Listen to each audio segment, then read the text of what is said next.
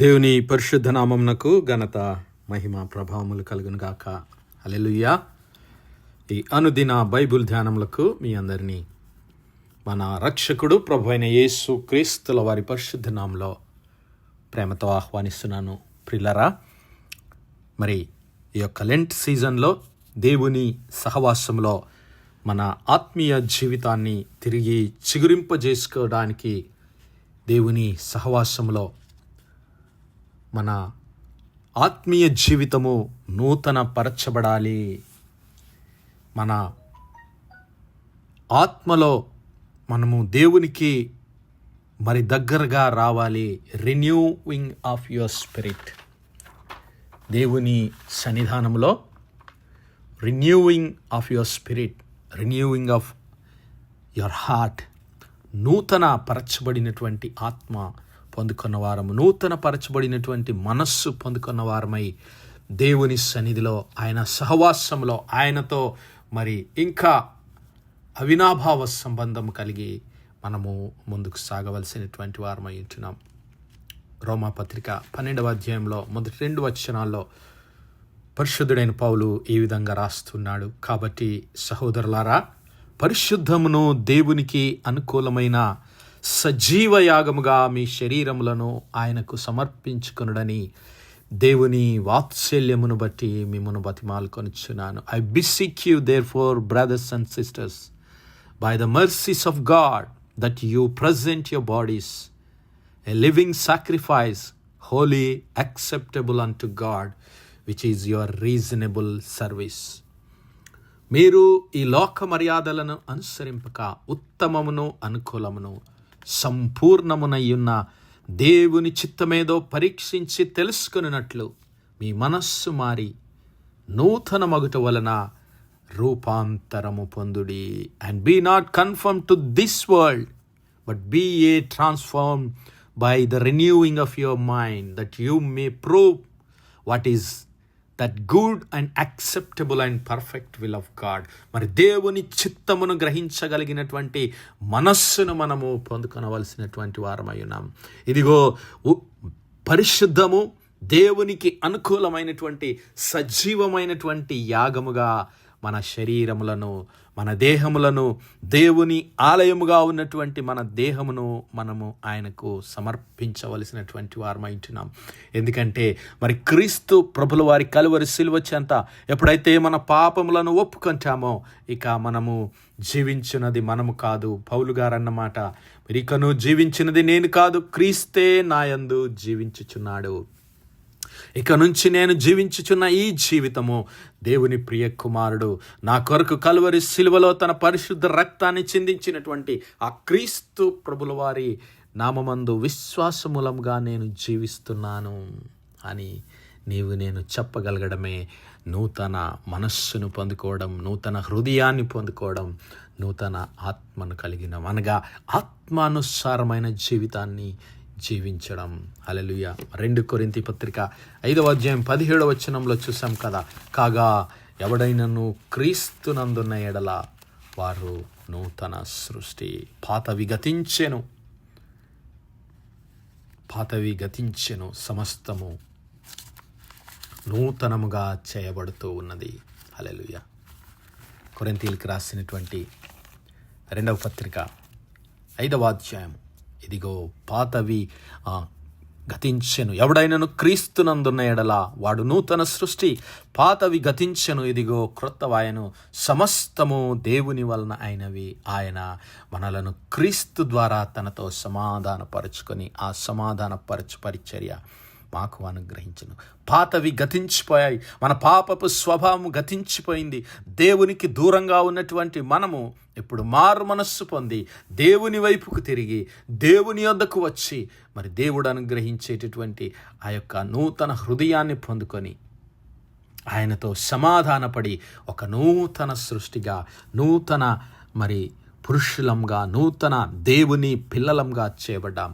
కాబట్టి మన పాత స్వభావాన్ని విడిచిపెట్టిన వారంగా ఉంటూ మనము దేవుని చిత్తాన్ని జరిగించే వారంగా ఉండాలని పౌలు గారు కోరుకుంటూ ఉన్నాడు. రోమాపత్రిక 12వ అధ్యాయంలో ఇదిగో పరిశుద్ధము, దేవునికి అనుకూలమైన సజీవ యాగముగా మన శరీరములను ఆయనకు అర్పణగా సమర్పించాలి అంటున్నాడు. ఇట్టి సేవ మీకు యుక్తమైనది.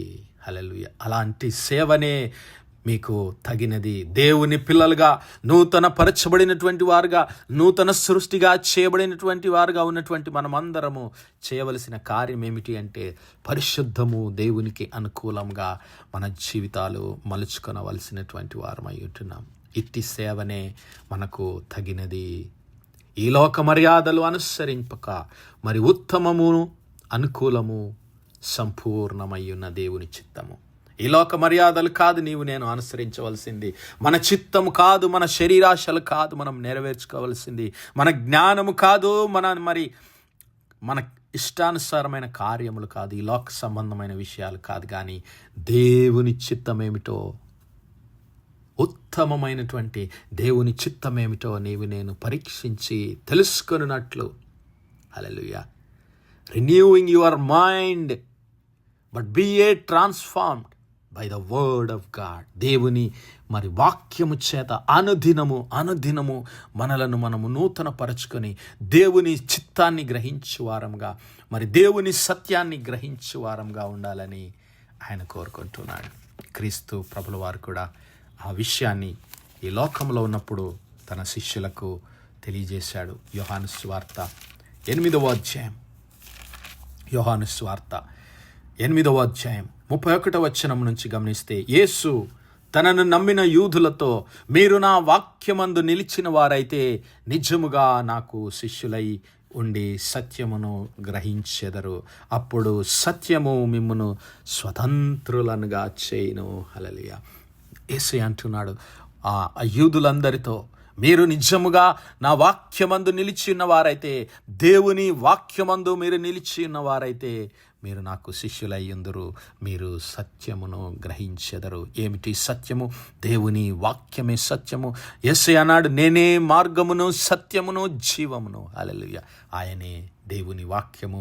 ఆయన దేవుని చిత్తాన్ని మనకు బయలుపరచడానికే ఆయన శరీరధారిగా, కృపా సత్య సంపూర్ణుడిగా మన మధ్యలోనికి వచ్చాడు. ఎప్పుడైతే మీరు సత్యమును గ్రహిస్తారో సత్యము మిమ్మల్ని స్వతంత్రులనుగా చేస్తూ ఉంది. హల్లెలూయా.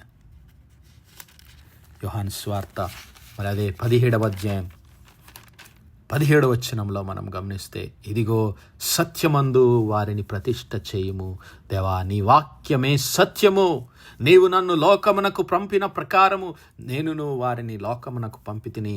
వారు సత్యమందు ప్రతిష్ఠ చేయబడినట్లు వారి కొరకై నన్ను నేను ప్రతిష్ఠ చేసుకుంటున్నాను. హల్లెలూయా. నేను దేవుని వాక్యమందు, దేవుని సత్యమందు ప్రతిష్టపరచబడటానికే క్రీస్తు ప్రభుల వారు తను తాను ప్రతిష్టపరచుకున్నాడు. కల్వరి సిలువలో తను తాను బలిగాను, అర్పణగాను అర్పించుకున్నాడు. హల్లెలూయా. కాబట్టి నేను మన అంతరంగ పురుషుని యందు దేవుని వాక్యము చేత అనుదినము నూతన పరచబడవలసినటువంటి వారమై ఉంటూ ఉన్నాం. పౌలు గారు అంటాడు కదా, ఇదిగో బాహ్య శరీరము కృషించిపోతూ ఉన్నాను, అంతరంగ పురుషుని యందు దినదినము మనము అభివృద్ధి చెందవలసినటువంటి వారమై ఉంటున్నాం. 2 కొరింథీ పత్రిక 4వ అధ్యాయం 16వ వచనంలో మనం గమనిస్తే, ఇదిగో మేము అధైర్యపడము, మా బాహ్య పురుషుడు కృషించుచున్నాను, ఆంతర్య పురుషుడు దినదినము నూతన పరచబడుచు ఉన్నాడు. హల్లెలూయా. Every day, every moment we have to renew our relationship with Jesus. అనుదినము ఆయనకు మన ఎడల నూతనముగా వాత్సల్యత పుట్టుచు ఉన్నదని దేవుని వాక్యం సెలవిస్తుంది.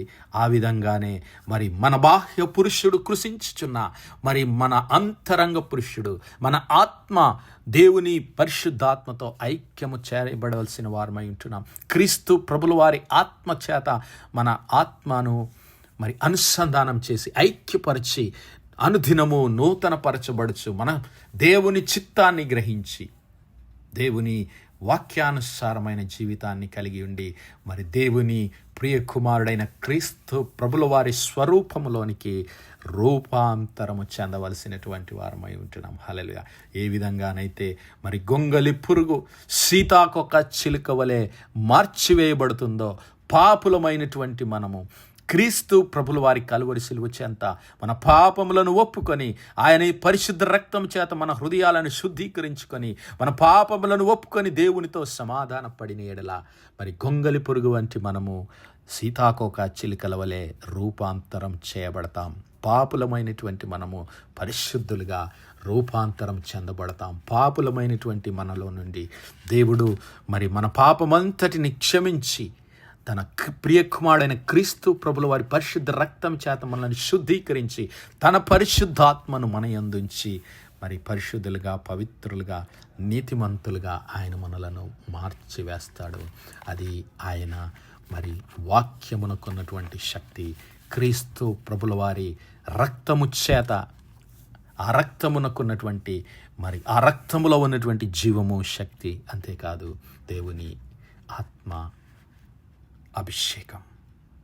నా సహోదరుడా, నా సహోదరి, మరి దేవుని వాక్యము చేత మనము అనుదినము రూపాంతరము చెంది అనుదినము ఈ లోక మర్యాదలను అనుసరించక ఉత్తమము, అనుకూలము దేవుని చిత్తమును గ్రహించవలసినటువంటి వారమై ఉంటున్నాం.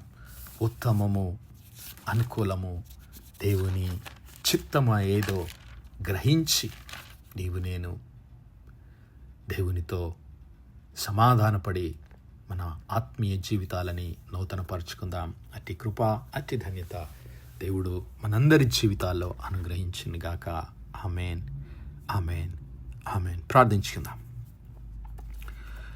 హల్లెలూయా, హల్లెలూయా, హల్లెలూయా, హల్లెలూయా. స్తోత్రము, స్తోత్రము, స్తోత్రము, స్తోత్రము, స్తోత్రములు తండ్రి.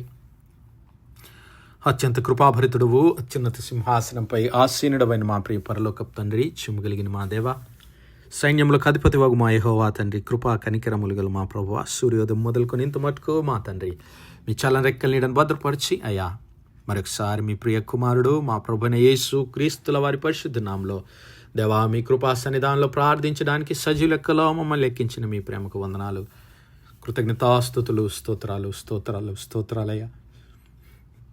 దినమెల్లా మా తండ్రి మీ యొక్క పరిశుద్ధాత్మ సహాయము, నడిపింపు, ఆదరణ, సహవాసము, కాపుదల మాకు అనుగ్రహించి నడిపిస్తున్న దేవా మీకే లెక్కలేని వందనములు, కృతజ్ఞతాస్తుతులు, స్తోత్రాలు, స్తోత్రాలు, స్తోత్రాలు చెల్లిస్తున్నాం. అవును మా తండ్రి, మేము ఈ లోక మర్యాదలను అనుసరించక పరిశుద్ధము, మీకు అనుకూలమైన సజీవ యాగముగా మా శరీరములను, మా దేహములను మీకు సమర్పించి ఉత్తమమును, అనుకూలము, సంపూర్ణమై ఉన్న మీ చిత్తాన్ని మేము గ్రహించి మీ ప్రియ కుమారుడైన క్రీస్తు ప్రభుల వారి పరిశుద్ధ రక్తము చేత మా హృదయాలను శుద్ధీకరించుకొని దేవా మీతో సమాధానపడి మా మనస్సులు మార్చుకొని రూపాంతరం చెంది మీ కొరకు ఒక నూతన సృష్టిగా చేయబడి మీ ప్రియ కుమారుడైన క్రీస్తు ప్రభుల వారి స్వారూప్యంలోనికి మేము సంపూర్ణంగా మార్చబడటానికి మీ కృప, మీ సన్నిధి, మీ సహాయం మాలో ప్రతి ఒక్కరికి దయచేయమని వేడుకుంటున్నాం. కనికరము గల మా తండ్రి, ఈ వర్తమానాలు వినిచిన మా ప్రియ బిడ్డల కుటుంబాలన్నింటినీ జ్ఞాపకం చేసుకునండి, దర్శించండి అయ్యా. మీకు వందనాలు. మీ యొక్క పరిశుద్ధాత్మ అభిషేకం ద్వారా నా తండ్రి మీ చిత్తమును బయలుపరిచి మీ వాక్యములో ఉన్నటువంటి సత్యములను గ్రహించి మీ ప్రియ కుమారుడైన క్రీస్తు ప్రభుల వారిని వెంబడించే కృప దయచేయమని అయా. ప్రత్యేకంగా మా యవ్వన బిడ్డలను జ్ఞాపకం చేసుకుని మా యవ్వన బిడ్డలు పరిశుద్ధులుగా మీ సన్నిధానంలో మీ చిత్తాన్ని జరిగించేవారుగా, మీ సేవకు తమను తాము సమర్పించుకునే వారిగా సిద్ధపరిచి స్థిరపరచమని సమస్త మహిమ, ఘనత, ప్రభావాలు మీ నామానికే చెల్లిస్తూ మా ప్రభును, మీ ప్రియ కుమారుడు, మా రక్షకుడునైనా యేసు క్రీస్తుల వారి పరిశుద్ధ నామమున ప్రార్థించి వేడుకుంటున్నాం మా పరలోకపు తండ్రి. ఆమేన్, ఆమేన్, ఆమేన్. God bless you all. Praise the Lord. Shalom.